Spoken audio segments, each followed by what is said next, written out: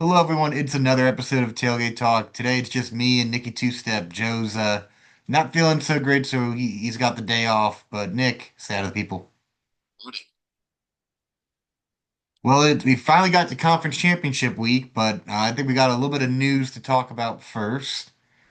Yeah, Nick, it's official. LSU's got their man.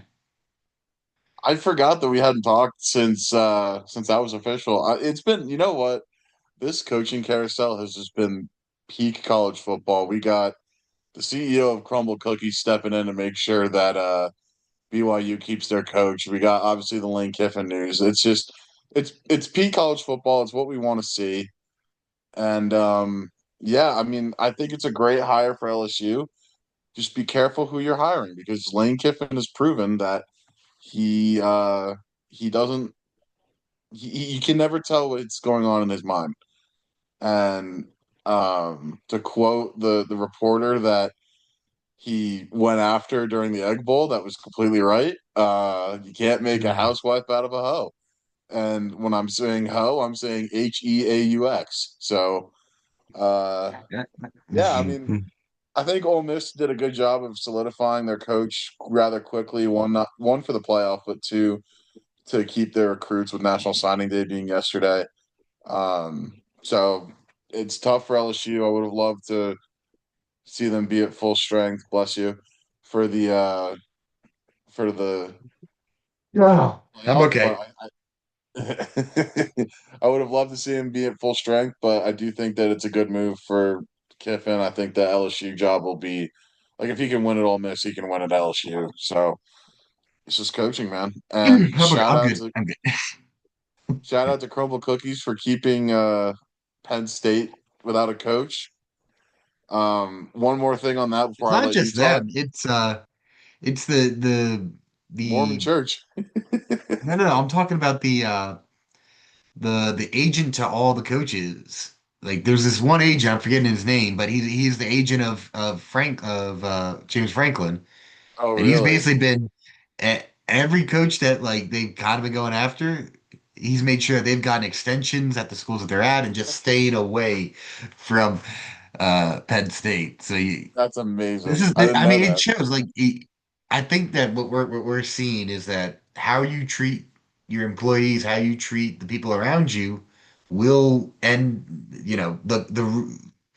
The roosters will come home to roost eventually.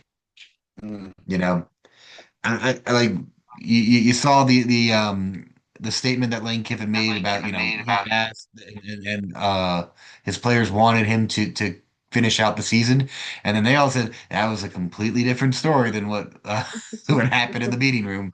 Like the It's truth will come out eventually on all that, and and I totally agree. I think that he's a contract coach of contract to or what's the word I'm looking for? He's a he is lending his services for LSU until the coaching job that he really wants comes available.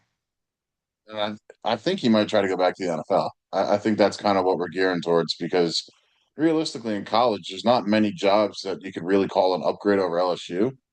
It's I have Bama. He wants to go back. I think that's the end goal for you him think to. really? Yeah, I think that's the end goal. I mean, if that's the case, then I feel like they would have Bama would have like seeing Kiffin be willing to go. I feel like they would have maybe let Kalen Or DeBoer go. DeBoer's taking them to two playoff runs though. Yeah, but I mean, you heard Peggy from Alabama when the lottery was that high. She said, if I win this, I'm calling Alabama. I'm paying the buyout. They're very. It was so hard. Kalen DeBoer is a great coach. He wins. He had to follow Saban, and that's the hard I part. think that yeah that's the point there. But also like this is Peggy from Alabama and the fans talking. I don't think that we've seen that same kind of uneasiness from the athletic director or the administration at Alabama. I think they recognize that it's going to look different than with Saban. You got to give him a couple of years, and they've been more patient than most. And they're still making the playoff, even though it's not as easy. Right now, they're in line. They can win the SEC championship on Saturday. So I don't think it's fallen off that much for them. That wasn't the point. Yeah, no, I agree with you there. It's just it would be interesting to see if enough fan pressure comes from that fan base who is so used to the Saban era now. It'd be interesting to see if they kind of run out a guy that can bring them back to that success. And yeah, I mean, I definitely agree with you that it wouldn't be the right move to get rid of him, but if enough mounting fan pressure is there, it would be interesting to see like how much it would take to get that call to be made. But we will. That's really not like. I mean, let's not move on too much on Bama just because like there's no opening there. Penn State screwed. They they They're fired like their what coach. 136 out of 136 They in brought in two recruiting rankings recruits. right now. They brought in two recruits, and they have to get the guy in before the transfer portal opens, so that way they can actually recruit the portal. I don't know where you go for. I mean, I heard so the rumors I've seen on Twitter tonight were that um it's Matt Campbell from and they're in talks there. Now keep that in mind that the CEOs of Purdue Farms and Lando Lakes Butter are Iowa State alums, so we may have another crumble cookie situation. But it looks like they're trying to get Campbell now, who I think would be a great hire. I think he's a great coach to win. Yeah, obviously he's fallen off a little bit in recent years, but what he's done at Iowa State is hard to do in Ames. So I think that would be a good hire for him, but that has to be the guy because I really don't know where you turn. You don't fire James Franklin to hire the interim guy, one of his staffers. I don't think that's the way to go, especially if what they are saying they should be is national title contenders. I just don't see it.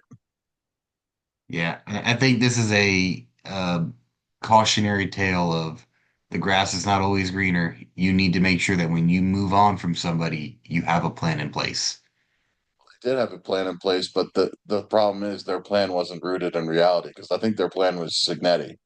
I think that's what they wanted. That's who they were going after. And Indiana said, "Nope, we're locking him up."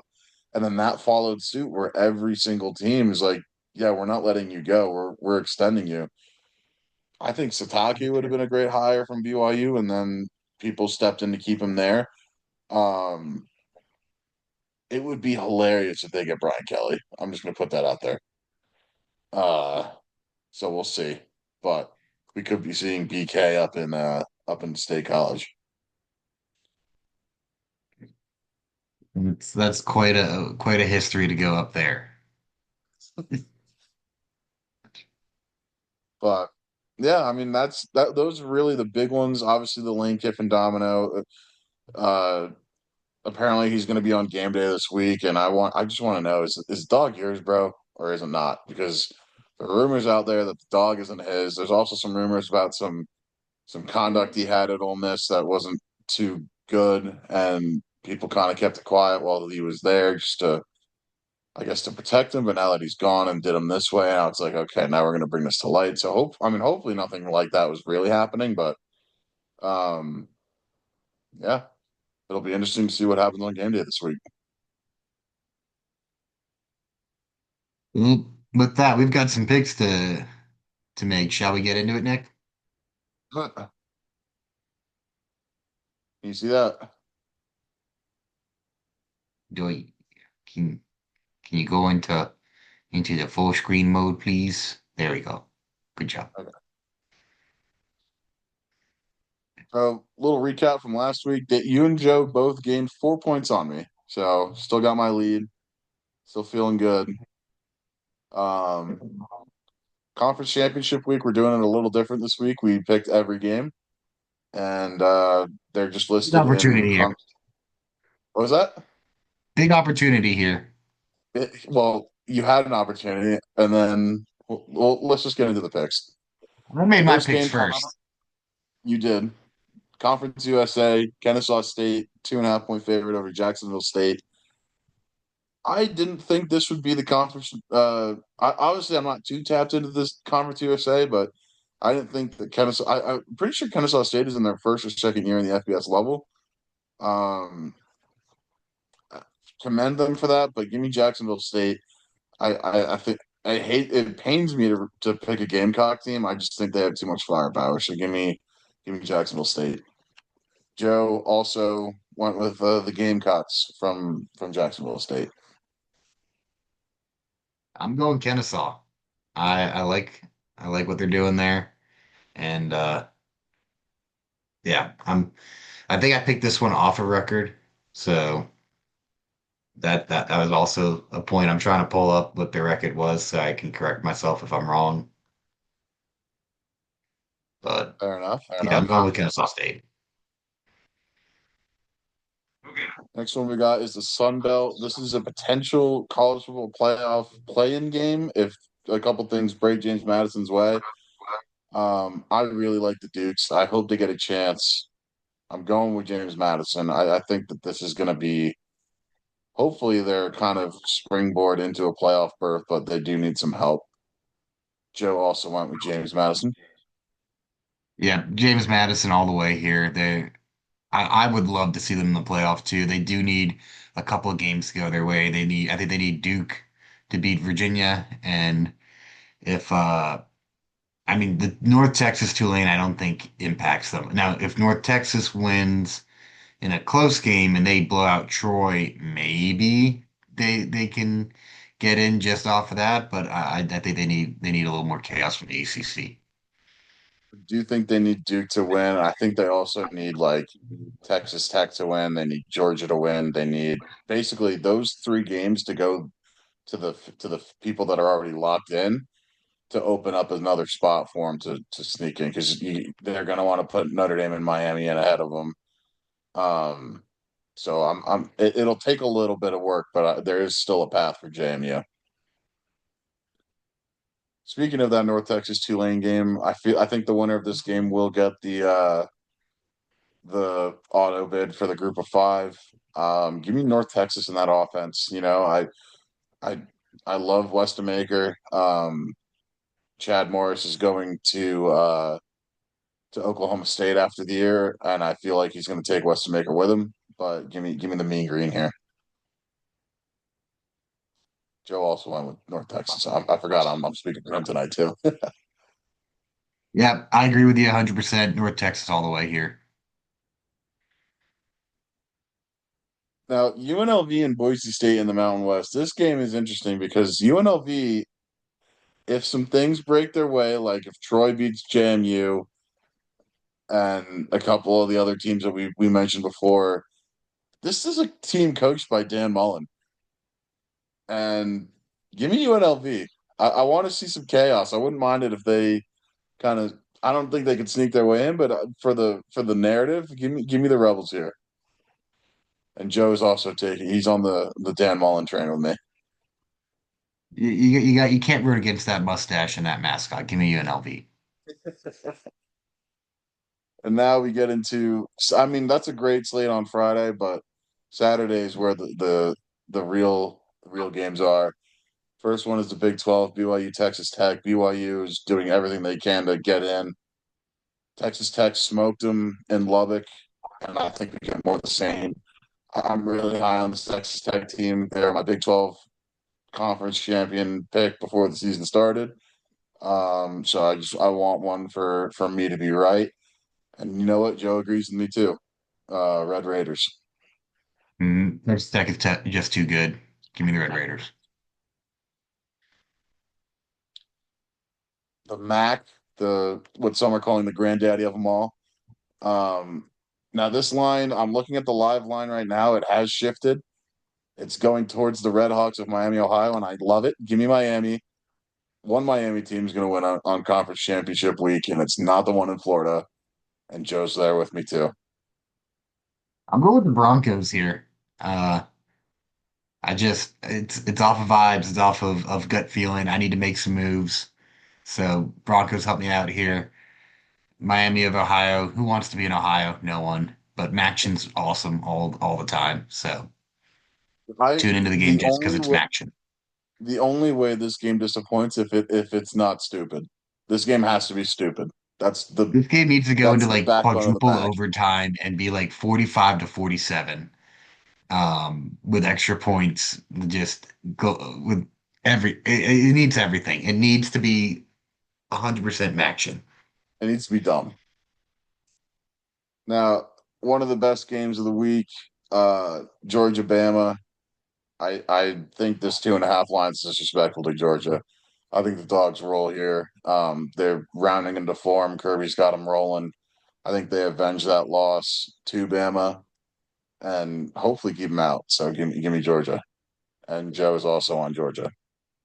Yeah, my thought here is what if Georgia does smoke Bama? Is Bama out and that gives the committee the opportunity to put both Miami and Notre Dame in? Do you think that there's room for another team in there? Like or do you think that Alabama is safe enough in there as is? I I feel like they're think they're in a little bit of they need to be close in order to stay in. that the committee said that they didn't want to punish teams for getting a third loss in conference championship week because like you're gaining an extra game. It would be the first three-loss team in, and we've gone at length of how we don't want a three-loss team in. So, I mean, personally, I think if it's close, I think they keep them in. I think if Georgia blows them out, that's a different story, and I think that's when it kind of opens it up for the other teams. But yeah, I think if it's like a touchdown or like a field goal game, I think Bama stays in there. With that, I'm going with the dogs. Go dogs, baby. Now, this is the crown jewel of the weekend. Indiana, Ohio State. It's a game that everybody's wanted since the beginning of the season.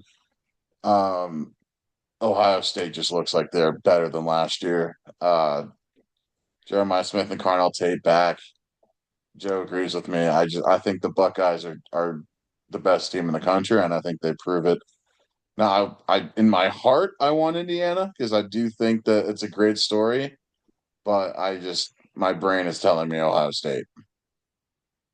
Ohio State has looked better this year, but you know who else has looked better this year than last year? Indiana. And they finally got their big win that they didn't have last year, so I think they're a little bit more proven. I'm on the Kurt Cignetti train all the way here. Give me the Hoosiers. I would have loved to make the pick, but I think Ohio State's is too good. And now the game that no one wanted, no one expected, no one knew was coming. Duke and Virginia.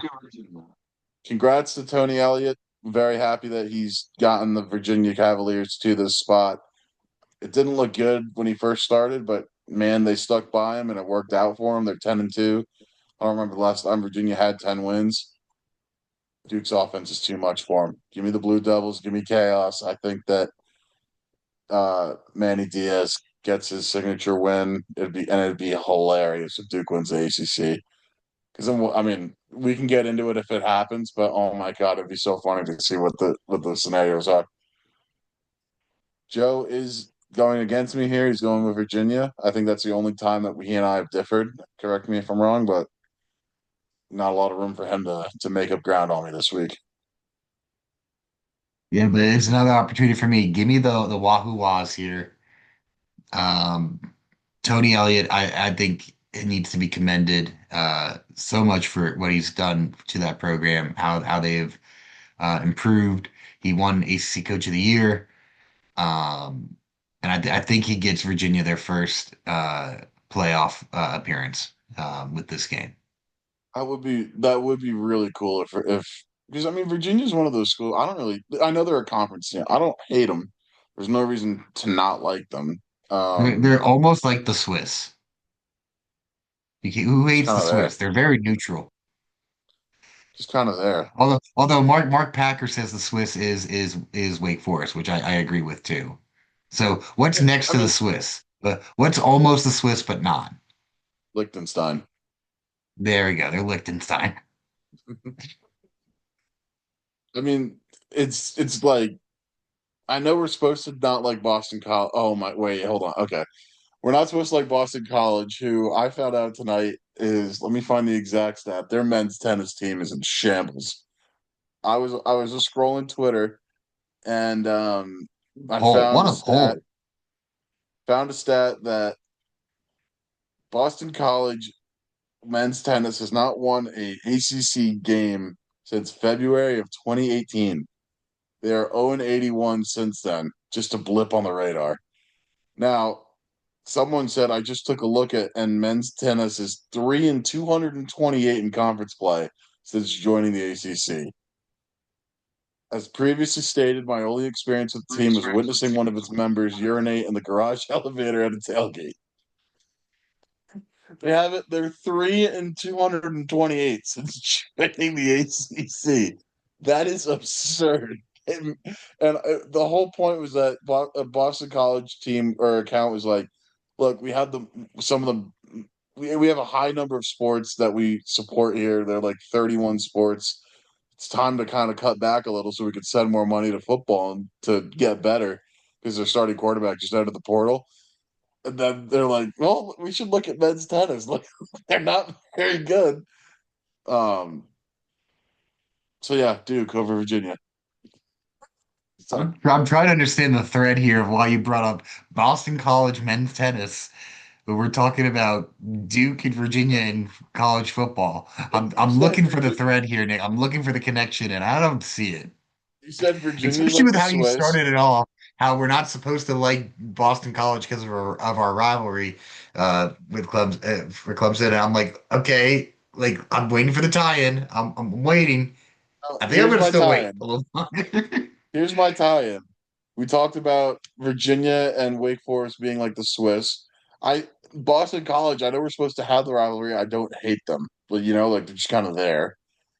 And But who's just there in terms of countries now? What are you saying with that? Because Andorra, you already used Liechtenstein, and now we don't have the Andorra, Swiss. Andorra. Andor. Who's Yep. Papua New Guinea? I want to know who's that. Syracuse. I don't know. That's too warm of a climate for Syracuse. I'll have to get back to you on that one. I'm very tired. That's the thread I want to pull. Oh my God. Well, Tigers don't have any game on it, but as always, go Tigers for Joe. Yes, go Irish. Go Tigers.